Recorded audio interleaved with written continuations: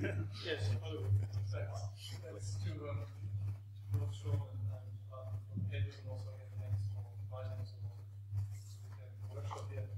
It's not so much a question rather than a comment. I was just thinking back to what Arnold was saying, something that I've been thinking about as well, why can distinctions between songs can get lost once you get to more American writing.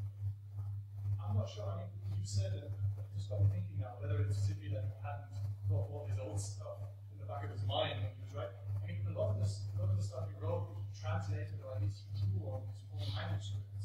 So I was always wondering, perhaps, how I sometimes comes up with this as well. It might even be a translation English problem. A, their English wasn't very good when they arrived, and B, the English language sometimes doesn't, or isn't as amenable to these kind of subtleties that, I mean, how do you distinguish the wild and songs in English, right? It gets really tricky. And I does the same in the liberal rule of violence, where it says, right, the difference between force and violence, which is supposed to be violent in German, usually is already very difficult to get at. You have the same when you try translating Benjamin.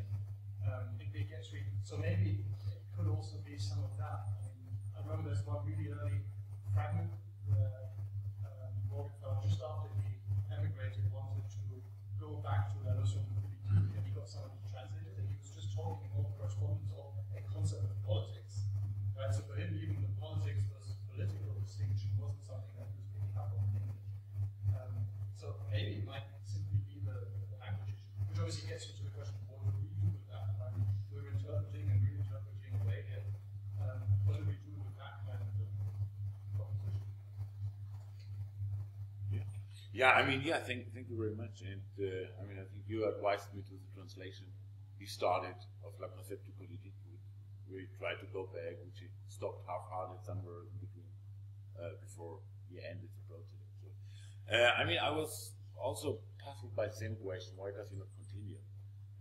Now, according to my knowledge, puissance is an English word as well. So I consulted the dictionary, and what you do as a non-native speaker very often, and then puissance came up as an English word. So it existed. So you could use it in the English language. You're the only person in the room who knows it's an English word. I'm sorry about it. But one of the few. Yeah. So I mean, but the question is right. Why didn't he? Maybe it's difficult. The translation problem. I mean, I think there are more aspects in Mondau's oeuvre which are entrapped in this transformation from one culture into another culture, like the objectivity, what I tried to flag up. He's using the objectivity from the German, continental European Geisteswissenschaftliche background, where everybody understood how it was meant. And then he uses it the same way in the English, positivistic background of 1950s, 1960s, where social sciences. I mean, of course, it's open to be misunderstood, right? And I think he's half responsible for all this, if that's the right word, I don't know, for all this, to investigate the limitations of common sense was one attempt by me to answer this. I don't know why. I mean, I think no one knows why he didn't.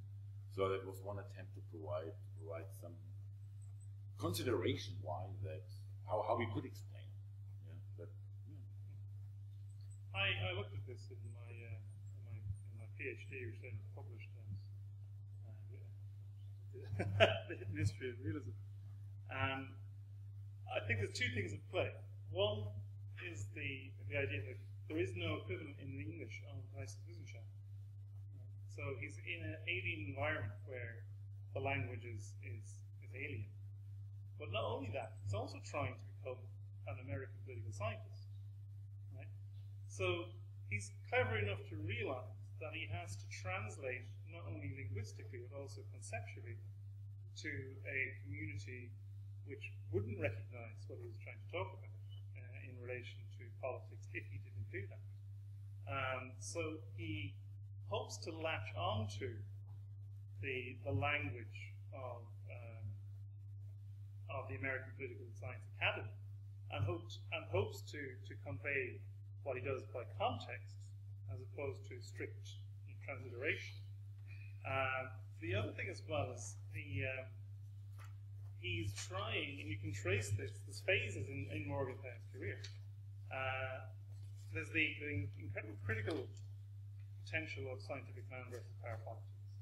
Then there's a shift away from that to this language of objectivity and science in politics of nation.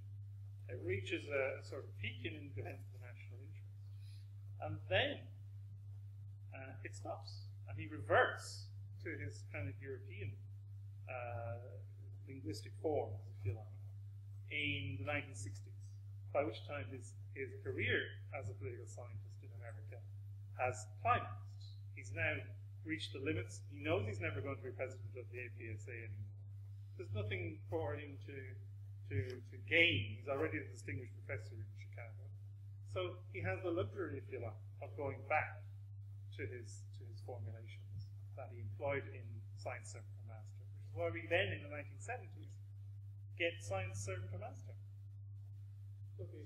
Just very briefly, I would like to add something here. I think it's a little bit more complicated. We know from Monza that he was kind of not happy with the way he could communicate himself.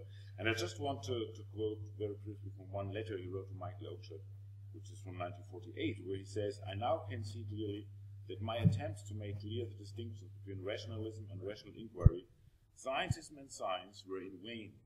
I think I was fully aware of the importance and difficulty of these distinctions, and it is now obvious to me that I have failed in the task to make my meaning clear." I think that's very interesting, which sheds a lot of light on the kind of ambivalence in himself, so that he tried to struggle, or he struggled with it, as we can take this as a kind of indication of a serious intellectual fight which he was living through, without knowing the solution, which I think is quite understandable when we are kind of familiarized with the English language from a European or German or whatever continental background. But if you think about 60, 70 years back, there were no media like we know them today. There was no newspaper. They didn't learn 10 years of English at school. So they had to familiarize themselves with a very, very strange, alien kind of environment, linguistically, culturally, intellectually.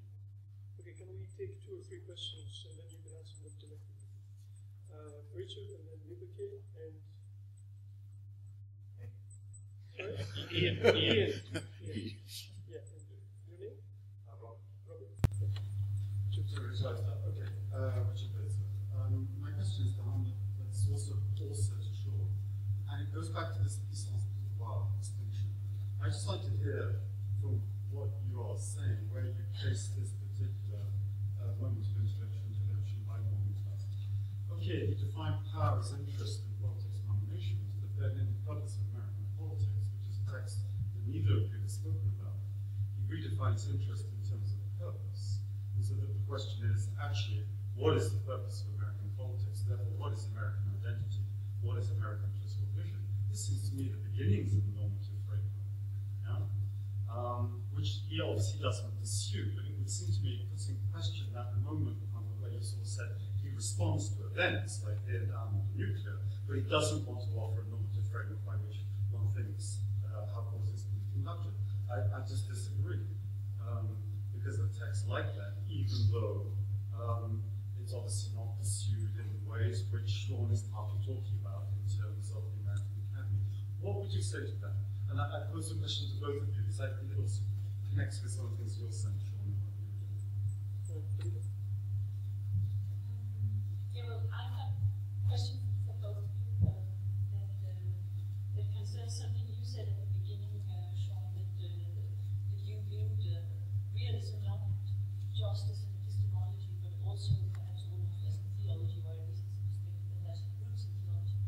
And my question to you, Hartmann, is exactly that. If I agree with everything you said about the perspectivism of Morgenthau's approach, but if we somehow reduce that analytical perspective to one that's concerned only with epistemology, the cognitive conditions of the limitations, conditions of what we can know, and not sort of forget about the part that is interested in why we want to know it, the impetus of the drive behind why human beings want to know something or want to gain certain forms of knowledge. Isn't that a very important part that drops out? Perhaps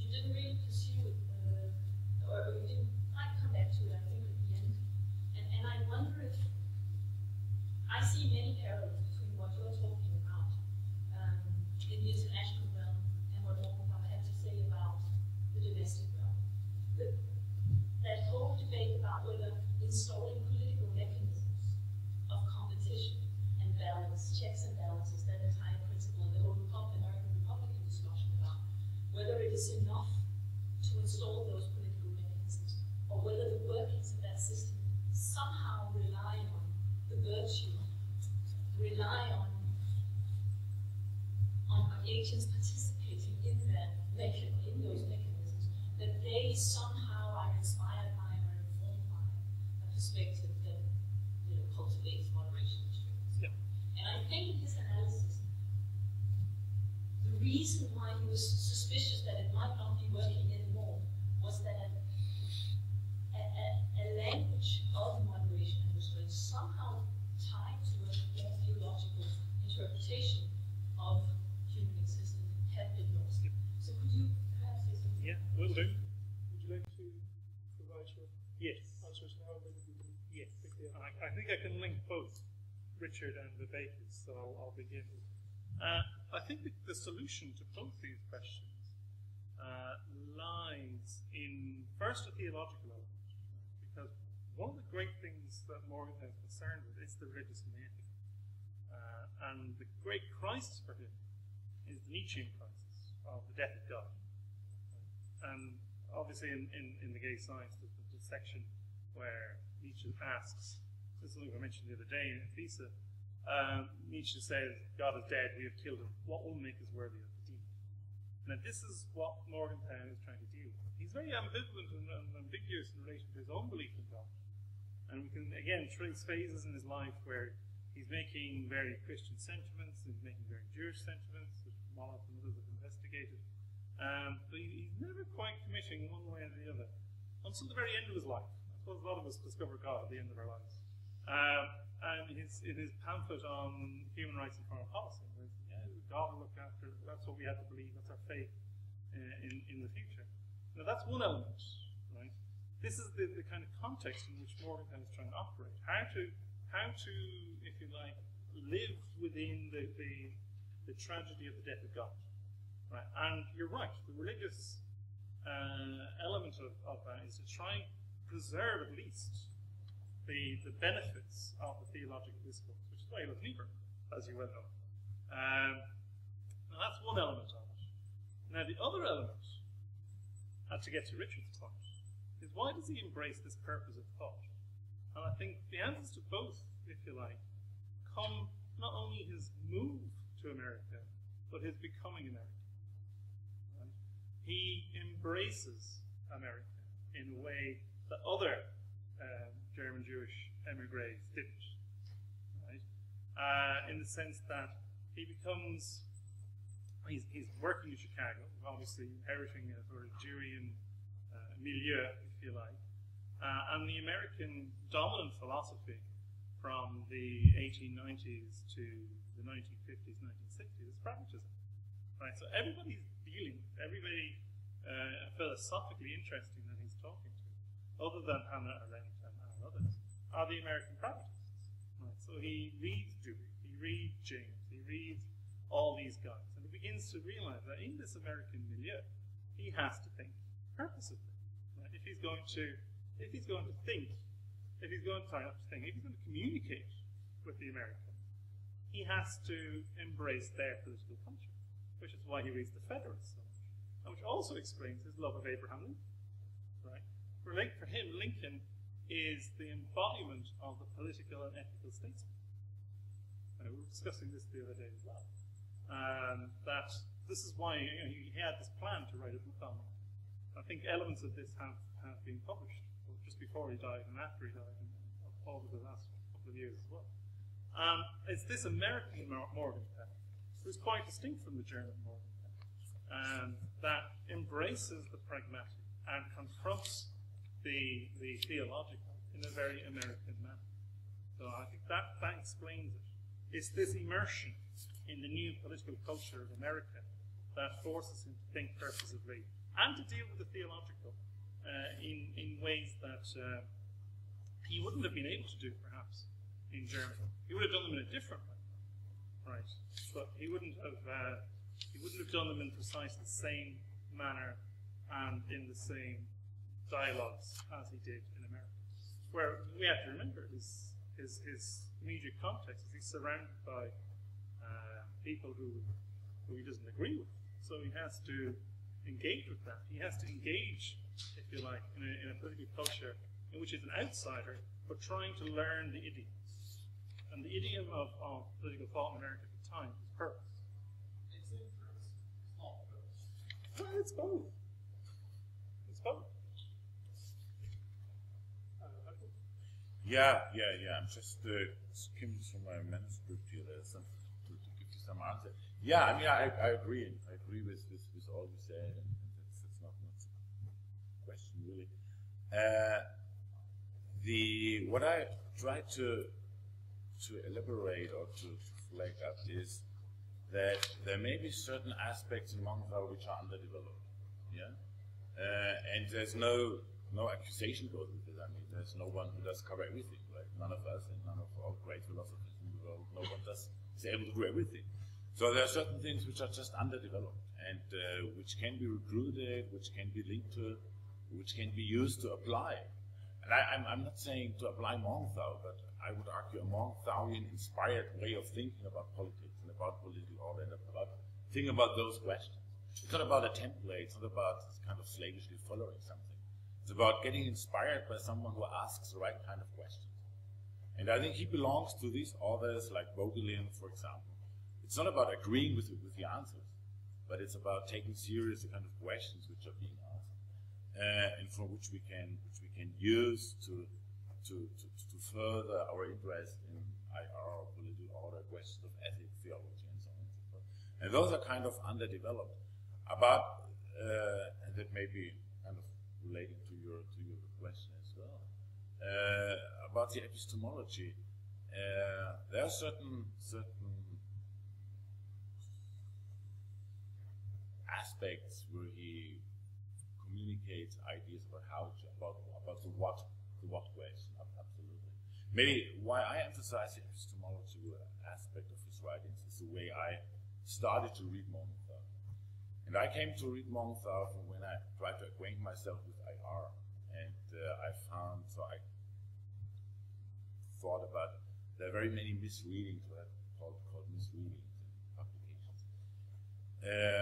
Where he was, and my impression was that when he talks about power and about interest and about morality, that he makes ontological statements about how reality is and how the essence of politics is. And that what I was trying to find here in my manuscript is, I think, what is interesting, what we know from his PhD, and the translation goes back to Felix and Misel's our kind of translation of what he wrote here in German, would be in English: the concept of the political is neither bound to a particular purpose, nor can it be excluded from any purpose. The concept of the political does not have a fixed substance, it is rather a feature, a quality, a coloring.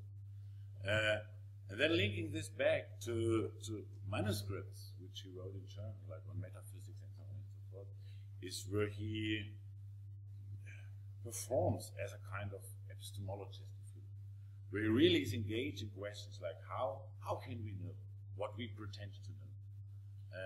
Where he is very clear that power, interest, morality are concepts to make cognizable aspects about reality which may interest us. And that's the way how I read Monthau, and why I put this emphasis on his epistemology and try to understand this. And this seems to be something he's concerned with throughout his writing. How can we analyze politics, and how can we make cognizable features of political order and act upon those? Maybe more than engaged in normative questions, how things should be, what we should do, even though there are certain aspects here which we can further develop. Like what I said, the Republican virtue, the idea, like kind of ethics of anti-hybris, what we were talking about Wednesday, what I would find as well as an important aspect in Monthau. So these aspects which can and should be further developed in a kind of Monthaurian-inspired scholarship, not following something, but finding something which may be interesting to think to. Okay, thanks, Hartmut. Let's take 2 more questions before we conclude this phase. Ian and Robert. Sean, yeah, well, his account about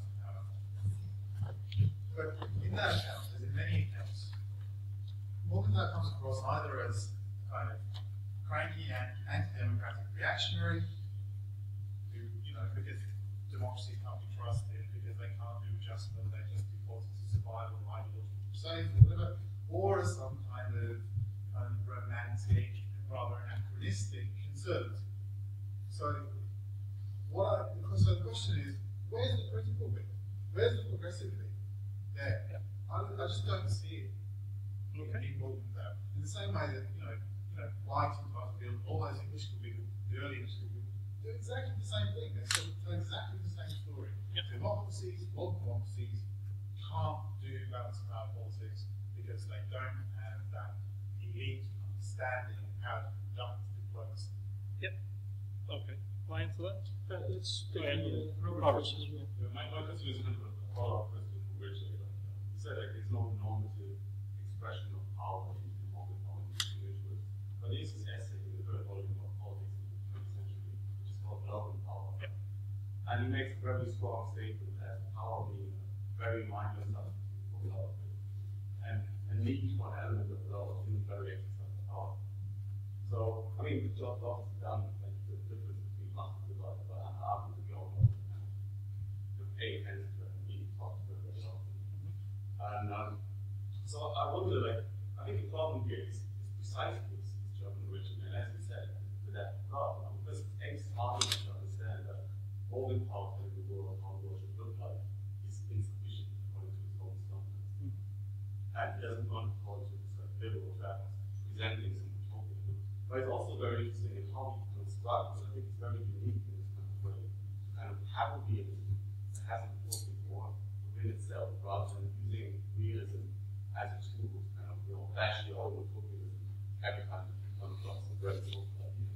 And the whole danger of engineering a normative approach and to communicating, great ideas is also very limited. I think it's very, very cautious, especially in this American environment. And on the language, I think like real brilliance is actually the ambiguity and maintaining the ambiguity. It's like saying what you want to say and reading what you want to say, but at the same time Leaving the door. talking a language that's easily misunderstandable on behalf of the American audience. Yep. I mean, it's always like ranting about, I misunderstood on the third issue, and I recently wanted to do and advice now. But it's like he could make a change and try to be understood, but he has corrupted basically. He's understood and perishes because nobody understands him. And it's like we need to talk about the invention of international theory because I think the point is all he is misunderstood, but still has a very booming voice in terms of advising foreign policy. So I wonder if there's like, talk about that political life, but political life is not just the balance of power. It's like, I think it's much broader than all of it. I think it's pretty much aware of this, like, where the strength and also where the weakness of this country is. Okay. Okay, why is misunderstanding more fruitful than understanding? Yeah. Well, the old medieval idea of error and truth and error. That's where potential comes from. For So it's discussion. born in misrecognition. Oh. Yeah, no harm. As long as as Renger was saying the other day about the conversation, as long as the conversation maintains itself, whether that's by understanding or misunderstanding is irrelevant. The issue is the conversation. As long as we can keep that going and develop the critical potential within ideas. And one of the things I'm trying to do is examine real estate. See where they've neglected stuff, forgotten stuff, bring it out and develop it. That's my current project. I'll begin with Ian's point first. It is a kind of consistent criticism that people make of Moore that he's anti-democratic and that he's harking back to this great age of aristocratic diplomacy, and that this nostalgia for aristocratic diplomacy, again, this classical period, 1648, 1789. And he does have a critique of democracy, and that's particularly played out in the late period. However, one of the things I was trying to get across today is he was also critical of the aristocratic model. He wasn't satisfied with either. And this is because he says that it looks to us immoral, it looks to us inefficient, it looks to us to to be a system that doesn't work. And he ultimately says that the whole principles on which it was based, sort of early Enlightenment principles of mechanics, is incorrect. So both the epistemological foundations and the way they play out in politics ends in the paradox of the division of power. So he says that fails too. So ultimately, although he admires individual statesmen, right, like who does he particularly admire? Can't remember anyone offhand, but he does admire certain individual statesmen, but he doesn't admire the system. In fact, he's very critical of the system and says it's failing, which is why it's replaced by the ideological movements. Now, in terms of this critique of democracy, we have to remember that even though he's a critic of democracy, he's also in favour of it in many places. This kind of underpins a lot of his American conversion. Right? He loves America. He loves American democracy. For him, the problem, and this is what Costas was talking about the other day, the potential tragedy of the American politics is the eclipse and decline of the democratic vision. Right? That democracy will eat itself. That's what he's warning against, and he's warning against the potential of democracy ending in what's Plato's term when democracy goes wrong again, Timorchy. Yeah, Luke.